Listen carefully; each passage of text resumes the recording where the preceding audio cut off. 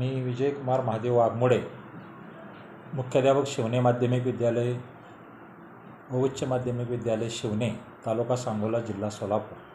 नमस्कार. भारत स्वतंत्र करण्यासाठी झटलेल्या महान व्यक्तींचा परिचय हा एक आपण प्रकल्प त्या ठिकाणी करणार आहे. या प्रकल्पामध्ये आपल्याला साहित्य जे गोळा करायचं आहे, त्या साहित्यामध्ये महान व्यक्ती जे आहेत त्या महान व्यक्तींचं फोटो, त्याचबरोबर वही, पेन इत्यादी ह्या गोष्टी आपल्याला त्या ठिकाणी लागणार आहेत, किंवा डिंक. त्यानंतर याचा खर्च जो आहे हा खर्चच नाही. पुस्तकातली, जुन्या पुस्तकातली त्या ठिकाणी चित्र आपल्याला गोळा करायची आहेत. वेळ लय झालं तर 2 ते 3 तास आपल्याला वेळ लागणार आहे. कार्यक्रमाचं किंवा कार्यस्थळ जे आहे, हे ठिकाण जे आहे ते आपल्या घरीसुद्धा आपण करू शकतो किंवा वर्गात करू शकतो, सुट्टीच्या दिवशी करू शकतो. आता त्यामध्ये कृती काय करायची आहे? त्यामध्ये कृती आपल्याला अशी करायची आहे की भारताला स्वातंत्र्य मिळवण्याच्या कामी ज्या महान व्यक्तींनी आपले आयुष्य वेचलेले आहे, अशाची अगोदर आपल्याला पहिल्यांदा यादी तयार करायची आहे.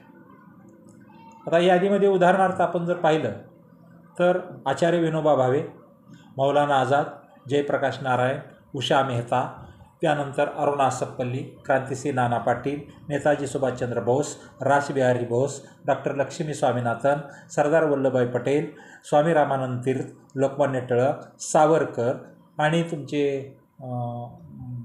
स्वातंत्र्य काळातले इतर अनेक ज्या व्यक्ती तुम्हाला ज्या अजून यापेक्षा जादा आठवतात, त्यांची माहिती मिळते, त्यांचा फोटो मिळतो, अशा सर्व इत्यादींचा फोटो वहीमध्ये आपण काय करायचं, प्रत्येक पेजवर एक एक चिटकावायचा आणि त्याखाली किंवा दुसऱ्या पानावर, पाठीमागच्या पानावर त्यांचा परिचय आणि त्यांचं देशकार्य यांची माहिती लिहायची आणि ती वर्गामध्ये वाचन करायची. हा एक भाग. दुसरा भाग यामधलाच या सर्वेक्षणात्मक प्रकल्पाचा की त्याचं मूल्यमापन आपण काय करणार आहे.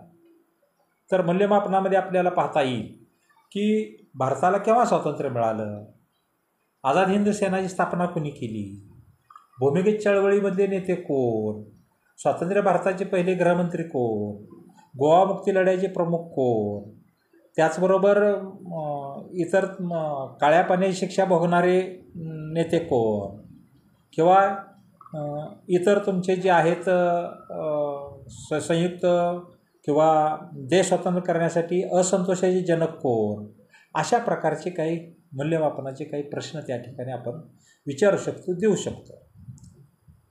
त्यानंतर आपल्याला निरीक्षण काय करता येईल यामधून? तर निरीक्षण आपल्याला असं करता येईल की भारताला सहजासहजी स्वातंत्र्य मिळालेलं नाही, मिळालेलं नव्हतं, हे आपल्याला पहिल्यांदा समजतं. 1. 2. स्वातंत्र्य चळवळीमधील सहभागी असणाऱ्या थोर व्यक्तीबद्दल आपल्या मनामध्ये आदर निर्माण होणं, त्यांच्याविषयी आपली सहानुभूती निर्माण होणं, त्यांच्या कार्याला आपण त्या ठिकाणी व्यवस्थितरित्या मांडणी करणं. 3. देशाभिमान आणि देशप्रेम ही मूल्य मुलांच्या मनावर जास्तीत जास्त प्रमाणामध्ये लहान वयापासूनच मोठ्या वयापर्यंत आपल्याला ती मनावर रुजवता येणं किंवा मनावरती ठसता. त्यानंतर नंबर 4, आपण देशासाठी काय करावे ही भावना त्या ठिकाणी निर्माण झाली पाहिजे.